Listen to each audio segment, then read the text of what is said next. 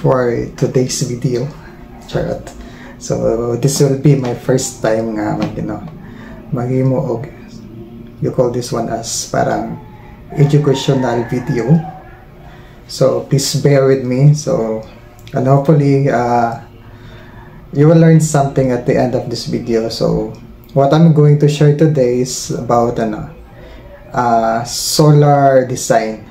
So then solar design, how to size up solar, sa itong mga equipments gamiton, sa mga sizes nila, and so on. So before that, so in designing, so lisod pud nga mo daritso ta og modaritso ta og drawing at tatakot ka, then mag-drawing tan not knowing unsa ato ibutang sa atong drawing. So pinakauna jud nga atong buhaton before we going to draw or design. Actually this what I'm going to show to you is part of the designing process sa solar. So sometimes ang designing is malabel siya as drawing, but no, designing involves determining the requirements of the system. So that's part of the designing process. So for now, for this video, so I'm going to share how we're going to specification, what will be the specification for our solar system. So what you see in my screen, this is my own solar calculator. So I was inspired doing this because nakakita ko there was a advertisement in the Facebook nga nagbaligya sila og solar calculator. So it's a little bit expensive, so gauna-una ko nga naman ko palit nga engineer man ta, so so I decided to make my own, and then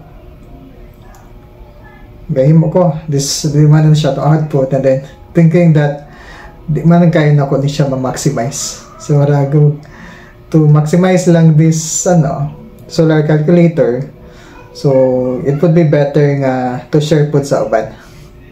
So hopefully this is a working progress na solar calculator, personally made by me. So kuha ni siya. So there are a lot of means to calculate or to solve the requirement for our solar design. So sa gikaingon pa, there are many ways to kilakat. For now, kani siya is a simple calculator lang. Uban ang yung katong mga complex nga calculation is magamit na sila og mga simulation softwares. So nga to lang i-present for today is simple Excel nga calculator, which is sayon na pud nasabtan sa mga nato kanang mga ordinaryong tao. So to start sa atong designing, first need na to sa atong major input na to decide unsay size sa atong solar system is either the kilowatt hour consumption, this one, or the average monthly consumption, or the atong monthly bill. Then for this example, we're going to use the average monthly bill, and then we're going to assume that a consumer or a household has an average monthly consumption of 10,000 pesos per month, and then it's assume an electricity rate of 12 pesos, and then this percentage to cover, this means how much of your energy consumption you're going to cover. So let's say if we're going to have 100%, that means all your energy consumption, average consumption, will be covered by our solar system. Technically, theoretically, atong i-zero out atong bill. So if we're going to cover 100%, so it would be nga atong bill in the future would be zero out. So that's the theory atong theory sa atong percentage coverage. So for this example lang, we're just going to have it 70%. 70% would be covered by our solar. And then next is the peaks and hours. Okay, so the peaks and hours means in a simple term lang So bali, so ang atong day diri sa Pilipinas, murag ang sun murag rise up around mga let's say 6 to 5 p.m. So that one, so around mga 11 to 12 hours nga Sundays. So out of that mga kuan mo rise ang sun. So ang effective nga niya, number of hours nga ang atong solar panel will produce at the rated sa iyang rated capacity would be around 4 to 5.5 hours. So in our calculation we assume lang sa 4 hours nga sun peak hours. So this will be used in calculation nato in the plan. So next we're going to so out of the average monthly bill, we can get our estimated energy demand. So simple lang ni siya nga calculation. It could be solved by lang ni siya. So ato lang i-divide this monthly bill by our electricity rate nga 12 and then divided by 30, so we could have our average daily energy demand sa atong household. After that, so this will be atong basis for atong our design. So going back to the percentage we're going to cover for our solar, so if we're going to cover it 100%, so you can see here nga atong estimated daily energy PV requirement nato is mo equal sa atong demand. So if we're going to have 100%, so for this example lang, we're going to have 70%. So 770. So this one, so our to cover up 70%, so this would be our target na target nga generation na to sa atong solar system, which is 19.4 kilowatt-hour daily. So that would be our target sa atong solar nga maka-produce siya nga energy every day or daily. So to have makabar na to ang 70% sa atong energy consumption. So with that, so we could come up the recommended na to. So this would be our recommended PV size. So simple lang ni siya nga calculation. So it's just that divide na to ni this one. Our target PV energy generation, divide na to sa itong sun peak hours, and then we're going to divide it by, you can see here, this is 95%. So ato siyang atong assume nga atong system is around 95% yung efficiency. So this one. So our recommended solar inverter size would be 5 kilowatt. The next thing we do is let's choose our inverter. Unsay atong inverter itong gamiton. Here natay drop down lang ta to choose our inverter. So nata diri sa another tab, so medyo mao pa ni siya kung na list nga inverters, mga pila pa ni kabok. 8 pa kabok akong nalista. So upgradable lang man ni siya. So we can add inverters, so basta na lang tayo specification, we can add it. So since our recommended inverter size is 5 kilowatt, so which you're going to use pili to drop down. So this one is a Solis 5 kilowatt hybrid inverter. So for this video we're going to design a hybrid system. So hybrid system means your solar system is connected to the grid, then it's powered by solar, and then nasa battery. So if ever mapalong ang grid, so ang atong balay, atong household, kuan lang siya, di siya mag-burn out. So that is hybrid technically. So if mawawala si grid, dili ta ma-burn out. So that is a hybrid nga solar system. So kitong on-grid, if on-grid itong system, wala na siya battery, o pero na mga ron, nga na bago po nga technology nga off-grid siya, and then na siya battery. So mahog nga hybrid off-grid din. Same siya nga setup sa hybrid nga na siya solar, connected siya sa grid, and then na siya battery. So off-grid siya nga setup in the sense nga dili siya mag-export. Ang inverter is dili siya mag-export, and then kung mawala si grid, mukuan po siya. Mupalong po di po siya mupalong because off-grid man yan kuan. Kung pure ka nga off-grid grid tie, kung pure ka nga grid tie nga inverter, so this means nga if magpalong si distribution utility, mupalong po mo brand out po ka kaya wa mo kay battery. Ang off-grid, ang grid tie nga solar system is wala siya battery. So if magpalong si distribution utility, magpalong po ang atong solar. Ang hybrid is na siya battery.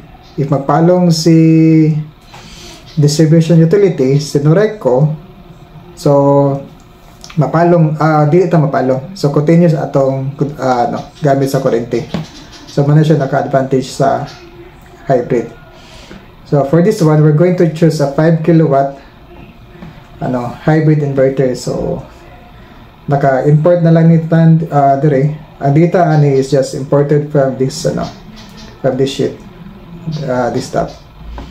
So then next is we're going to choose our solar panel. Oh, by the way, for these inverters, natay mga specifications nga hindi nato i-consider sa atong design. For example, the Pmax sa atong PV. So mostly sa atong mga hybrid inverter karon, so ang atong inverter is capable siya to handle times 2 sa atong solar capacity. So if ang power sa atong inverter is 5 kilowatt, it could handle a times 2, so that is 10 kilowatt nga solar PV power. So this one, so maximum niya is 10 kilowatts. Itong rating sa itong inverter is just 5 kilowatts. Then ang usable niya sa 10 kilowatts, not all that one will be usable, only the 8 kilowatt. So usa na to sa atong design. So usa na tong atong bantayan is to check this this one. So let's make sure nga atong design would, our PV system would not exceed to 10 kilowatt. Next na tong sa atong design is the PV Max. So ang atong solar is usually connected in series or in parallel or so kung mag-connect og series, so ang voltage na would be add up. So let's make sure lang if mag-series ta, ang atong voltage will not exceed to sa maximum voltage niya, which is 500 volts. And then next is the V-start. So this is the starting voltage sa atong PV system na mag-function atong inverter nga. Mo-start na sa conversion from DC, from the solar padung sa atong battery or sa atong load. So this 90 volts. And then kaning MPPT niya, this is the voltage range nga ang atong solar is ga-function. So atong panels must be within this range. Atong design sa atong panel. So if moubos siya aning 90 volts, so that po siya ma-function. So mo exceed po siya, it could exceed up to 500, pero ang iyang may-use niya na is up to 1 lang. For this one is 435 volts. Next na tong i-consider is na iMax. iMax na to per input, MPPT input. So di lang ako dito set yung unsa ning MPPT, basta maybe in the next video siguro. So this one, so 16. So let's make sure nga dili wala po atong atong solar manggod. So na siya rating quantum nga current. So let's make sure nga dili wala po atong iMax sa atong solar, and then sa short circuit po nato nga 20 amperes. Next is atong kay hybrid na siya battery. So dapat ang atong design sa atong battery would must be within this range. So ang minimum niya is 40 and then max niya is 60 volts. And then napod siya ay ang ato pong kuan niya, yung charging and discharging current must be not big, di po siya dapat ma-exceed. Okay, that's muna siya itong mga parameters sa atong inverter nga need na to i-consider sa atong design. Next is we're going to choose our solar panel. So here nato yung mga list of solar panels nga ako na input. So naputay tab diri for sa mga solar panels nato. So we can just add anytime if natay bagong nga solar panel nga ganang gamiton. So drop down lang to choose our solar panel. For this example, we're going to use let's try this one. So nag-auto calculate na ta diri. So need to change ano ba ni siya, one lang ni. Okay, you can see this one. So number of strings per MPPT. So ako ang nagbuta na to is 2. So this means naka duha ka parallel. So naka-parallel atong solar ani, which is nakita nato diri is nag-red. Kaya ang sa atong solar panel natay given nga IMP nga 17.32. So nagparallel man ta og solar. So if magparallel ta, so ang current ana is ma-add up. So if duha ka parallel siya, so kani siya nga this means naka-parallel siya in 2 strings nga naka-parallel. So yang current niya is ni abot og 34, which is nag-exceed siya sa atong requirement nga ang iyang solar PV current must be less than 16 amperes. So we're just going to use this one since 1 MPPT input ang pwede siya. Yeah. So this Japan, makita Japan nato ani is you could also see that taka-red Japan siya, still red. Why? Because nag-kuhan siya og 17 amperes, which is ang atong IMP rating nato ay maximum power sa atong panel is 17.32, which nag-exceed sa atong requirement sa atong solar na 16 amperes. So mana siya. So we cannot use this, technically we cannot use this type of solar panel. So nga na siya ka-importante nga dili lang ta basta-basta nga magpalit tag inverter then magpalit po ta og panel. Natay mga parameters nga need nato i-consider nga kani nga panel mo fit ba sa atong inverter. So in this case this solar panel nga tong gipili is dili siya pwede gamiton sa ato ang inverter tungod kay it's because mag-exceed siya sa imax nga requirement sa ato ang inverter. So we're going to choose this one to this one. Okay, we could see here now na nag-change na ang value niya. So ang atong imax per string is nasa 15.21 na, which less than sa ato ang imax. So it's safe to use this one. Let's choose another one. How about this? Okay. Ganun lang. Oops. This one. Kani man good. Sa to. Kani nga 600 watts nga yang solar na to nga rating. You can see here that ang iyang imax is 15.21. Close kay siya diri. So possible siya nga mo kuan siya. So ang atong kuan is mas layo ang clearance, much better. So let's choose another one na lang. So let's choose this one. Okay. So iyang imax is 13 amperes. And then ang iyang sa rating na to is 16. So swak siya. So hindi na pa siya clearance. Ang naka-disadvantage lang niya siya is lower iyang power rating. This means mag-lower ka power rating, mas nagani mo mas daghan nga solar panel nga imong gamiton. Okay. Ayan. The next is we're going to choose our battery model. What battery we're going to use? This one. So this is a Dynis battery. So this kind of battery, lithium polymer din siya nga battery.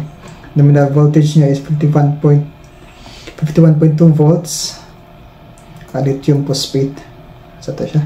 Kasama na. Lithium iron phosphate nga chemistry sa battery. So, hindi siya naka-import lang po niya siya sa the other tab, sa itong Excel file. Ayan. Now, let's go to sa atong calculation. Here comes so, for this one, we're going to have one inverter lang since ang ato target na to, ang recommended solar size na to is 5 kilowatt. So, one inverter lang ito gamiton since ato ang inverter nga gigamit sa itong design is 5 kilowatt. So, sakto lang. So, given na siya given lang ni siya sa specs. Kani siya number of parallel nga kaning system efficiency is we assume na to nga siya nga 80%. So, ginagamit na ko ni siya para sa pag-size up sa atong target nga solar power. So, kung ang kuan nato niya, ang concept ani is atong i-oversize murag ang atong inverter size is siya 5 kilowatt. So to make sure nga atong kung atong to make sure nga ma-achieve nato ning 5 kilowatt nga power sa ato ang inverter, kung atong solar nato is 5 kilowatt po, so possible nga most of the time ang solar nga iyang ang power nga iyang i-deliver would be less than 5 kilowatt. To maximize sa ato power rating sa atong inverter, we're going to size up the solar panel. So in my design, so I size up this one as plus 25%. So what I did is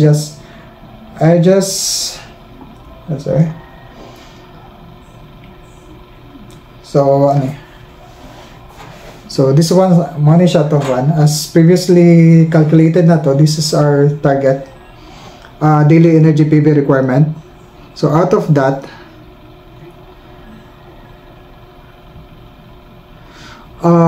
we multiply it by daily.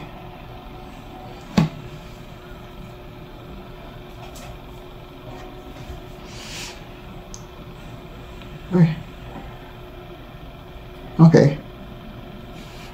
Sorry. Okay. So, din siya?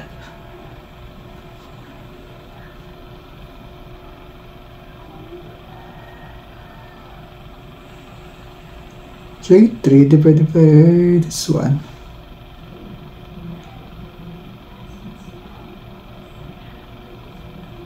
Times 80. To come up with okay sorry, medyo nalimot ko. So for this one,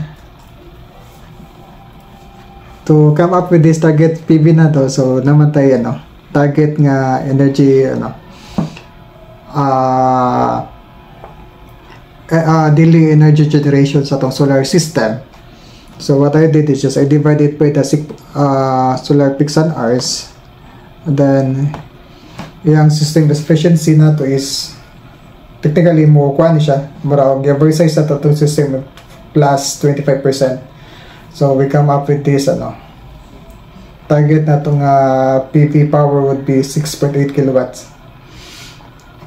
So and then out of that, so simply dividing divide this target PV power by our Pmax ato ang solar panel. So we come up with 12 pieces nga 12 pieces nga solar panels for our inverter. And then since na siya 2 MPPT input, so we will have 2 strings sa solar sa atong solar panels. So this would be this means natay 12 man atong number of panels. So So kanang si divide nato siya duwa. So natay duwa ka book nga series nga tag-unom ka panels. So divide nato unom ka series diri sa pikas, unom ka series diri sa pikas nga input papunta sa ato ang inverter. So ang kuan niya, VOC niya is after seriesing, ma-adapt na yung voltahe. So ma-adapt na siya. So may mo siya og 309 volts per string. So which is swak lang siya sa ato ang requirements sa itong solar, sa atong inverter. So within the range lang siya, so this is good. So then VMP na to is within the range lang po. So we're good sa ato ang number of panels. Okay, kung let's say ato siyang, let's make it 16, let's make it 20. Ayan. So mag-red na siya. So that means nag-exceed na siya sa ato ang, let's say, VOC na to. Ang VOC na to, nag 550 na siya, which is nag-exceed na dire sa Vmax na to, sa PV, which is 500. Then ang VMP na to is nag-exceed na po sa ayan, nag-exceed na po siya sa to ang sa MPPT voltage upper limit na to. So ayan. So dito pwede pataka po series of daghan nga number of panels kay mag-exceed po ta sa atong requirement sa ato ang inverter. Next na to is ayon ang atong Imax per inverter. Ayan. So swak lang siya. So within the range lang siya sa atong this one. And then after that we can calculate na sa ato ang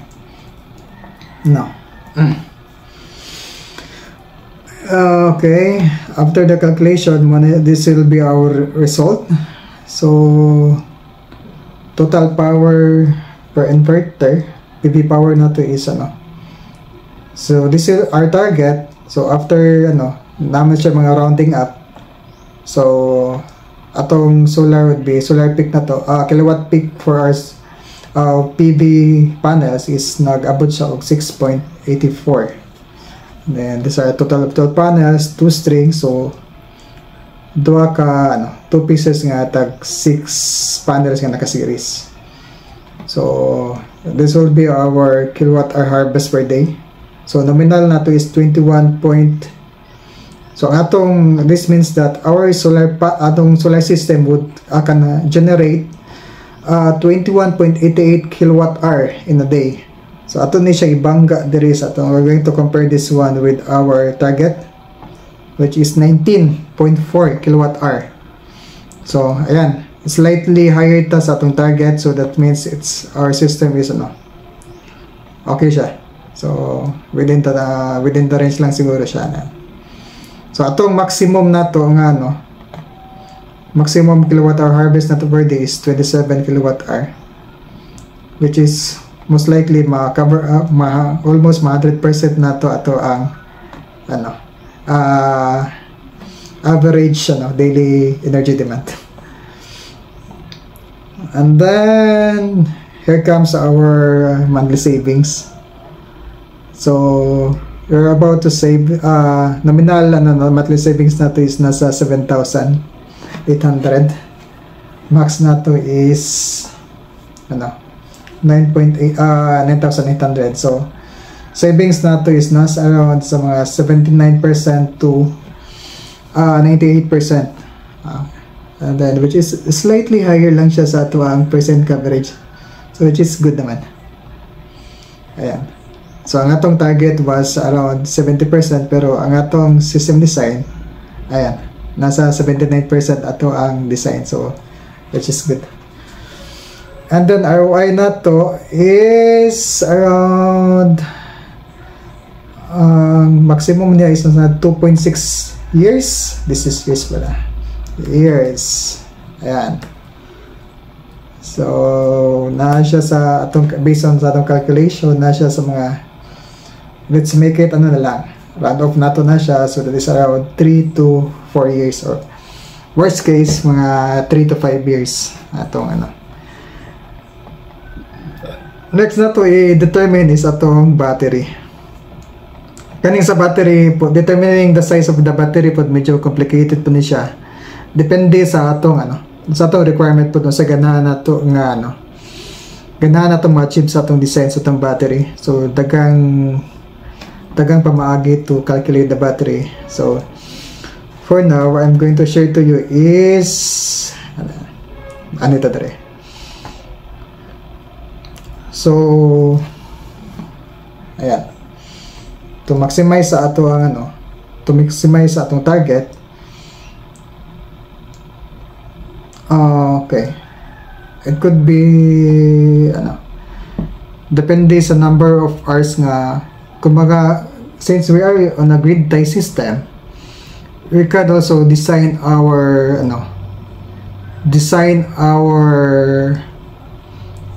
solar nga backup lang siya when there is a brownout, which is we will just use minimal number of batteries lang, or ato siyang maximize nga design. Medyo lang, sige lang, dire lang ta sa atong design. We just explain it so much, explain lang natin siya in next video siguro, since working ongoing po din siya na ongoing pa niya nga nako. Actually this is not yet fully finished nga nga calculator, so ongoing pa niya siya. Let's go lang diri nga so ang base diri nakita ato diri is kilowatt hour daytime and night time. So not all the time ang good, not all the time in the day nag-average load ta or so ang atong load profile is na siya, this is a curve. So from the morning, so medyo down siya, then depende sa for let's assume nga siya residential. So from mga 6 mo taas na siya, and then after mga 9 or 8 or 9 mo down na siya, since ang mga tao is magtrabaho, and then mubalik na siya og sa nasa mga gabi na pag-uli na. So most likely ang distribution sa atong consumption is ang daytime is nasa 40% lang siguro, 40%, and then ang sa daytime, ang sa night time is mostly natas mga 60% atong usage. So which is in this daytime diri ga function atong solar. So this is based sa atong calculation, mani siya ato ang total kilowatt hour harvest per day. Sa atong design, mga atong nominal natin is we can generate 21.88 kilowatt hour in a day. Kilowatt hour. So this the 40% is equivalent to 11.11 kilowatt hour. So this is based on we multiply just this one sa atong estimated daily energy demand, multiply na to 40%. So during daytime, so this would be our kilowatt hour consumption estimated in daytime. So in night time, so mani siya itong estimated kilowatt hour consumption. So which is makita na to dere, which is during night time or early morning, which is ang atong solar is not working, medyo dako atong consumption. So let's compute, this is our total harvested nga energy, 21.88 kilowatt hour. So ato siyang minus, this 21 minus 11, so money siya atong excess nga nagamit during the day nga active atong solar. So usaon mato natin ang excess. So if kuanta, if naka off grid ta, if naka zero export ta, and then watay battery, so this excess would be mahog siya nga waste. Siya ma-waste lang na siya. So kay nay capability atong inverter nga kung kuan siya exceed na ta, ilang i-trip lang, so dito siya mo o di siya mo kuan sa yung full potential. So technically this energy kaning energy kuan na to, energy nga generated is just a waste. So to maximize that one para di siya ma-waste, we're going to target nga atong battery would be around this ano. We could use this one, we could store this one in our battery para di siya ma-waste, or if magnet metering ta, we could export this to the grid. Pero if we're going to export this one to the grid, kani siya, di ni siya, ang equivalent ano is just around 50%. Since ang equivalent niya is around 50%, since ga-export ta, ang basis niya is into, convert man siya into pesos. So this would be, so 10 kilowatt hour times niya ang generation rate nato sa distribution utility, which is around nasa mga 5 pesos, which is ang rate na dili siya ang distribution rate nato is 12 pesos if kita mo palit, that's import rate. Pero if mag-export ta, the DU will pay it around 5 pesos. So technically, ang ibong deposit dito nga is around this 1 kilowatt this rate. So so mura mo divide ta og to half siya. So dili kay siya ideal nga So to maximize atong savings, we're going to, instead of delivering this one to the grid, we're going to store this in a battery. So this would be this 10 kilowatt hour nga excess nato during daytime. This would mo ni siya tong store sa ato ang battery. So there is atong calculation I could see here na ayan. In this one, atong number of batteries nato is 2 ka buok for this design. Then ayang total usable energy is 9.2. So nalang tay excess nga gamay nga 1.56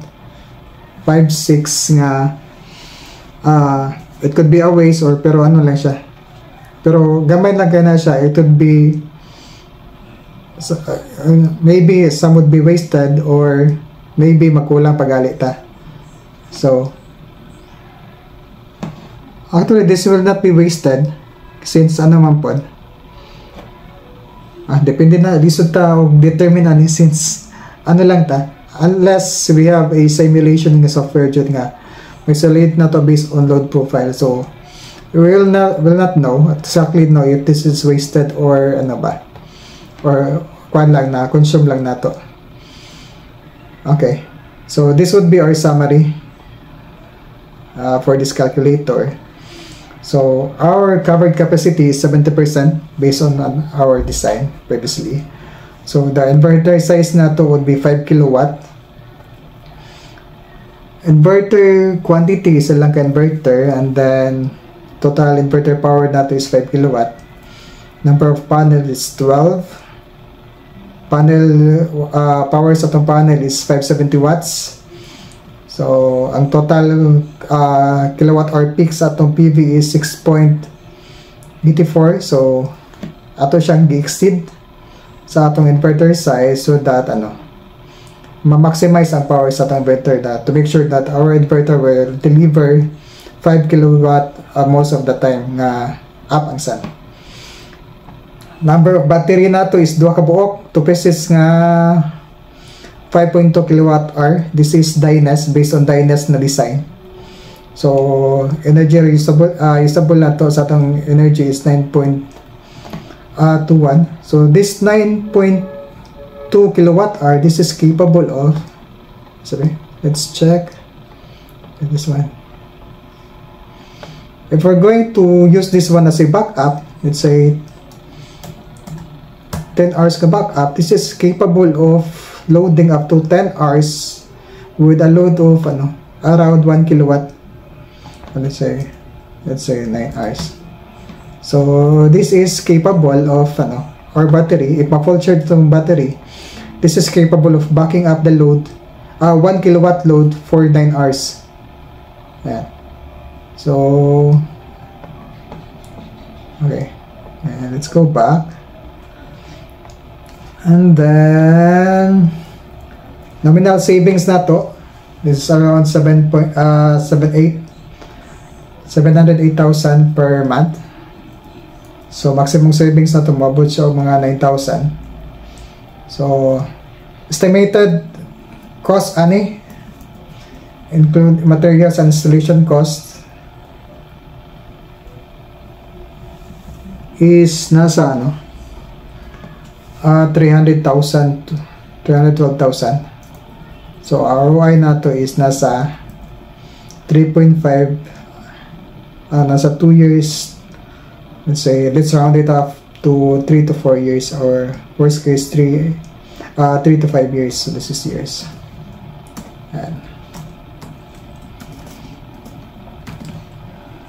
Ayan. So that's it. This is my solar calculator nga akong na device. So ayan. This is not yet perfect, so I'm still improving this one. So to my fellow engineers there, so if you have inputs, I'm happy to receive your comments and corrections if ever, or if you have suggestions. So I will be happy to receive your suggestions, because I'm still new to this solar system. So so there's a saying, Manggod, if you're going to teach this one, you will learn more. You will learn when you are teaching. So let's have just a glimpse with my. So this would be our design. This would be our drawing. So we got a. This is we got a 12, 1, 2, 3, 12. So this is based on our calculation before. So we have 12 solar panels. So this is a total of 12, and then 2 strings. You can see here that there are two sets of solar panel in series na udom sila kabuo, going to our solar hybrid inverter. And then we got 2 batteries connected in parallel. So we cannot connect them in series, because pag add up man nila voltage, which mag-exceed po siya sa ato ang mag-exceed sa ato ang inverter battery voltage range. So we're going to put them in parallel connection. And after that, we can have our backup loads or primary loads, and then we have also secondary loads, which is connected sa grid. And then we also have here, this is a manual transfer switch. We use this one in case nga, because this this primary load is directly connected sa ato ang inverter. So if ever mag-trouble ato inverter, so we use this one at manual or transfer. It could be automatic transfer switch, para if in case mag-service sa atong inverter, so shift lang nato siya sa grid supply. So this is just a simple design for 5 kilowatt nga. So that's it. Hopefully you learned something, and if you want to know unsay suitable nga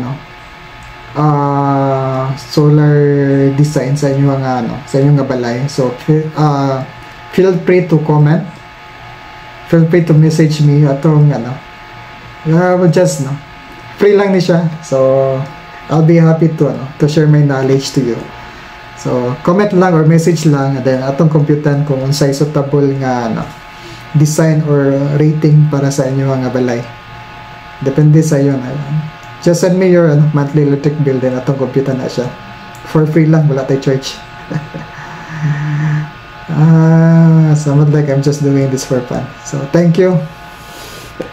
Hopefully you learned something.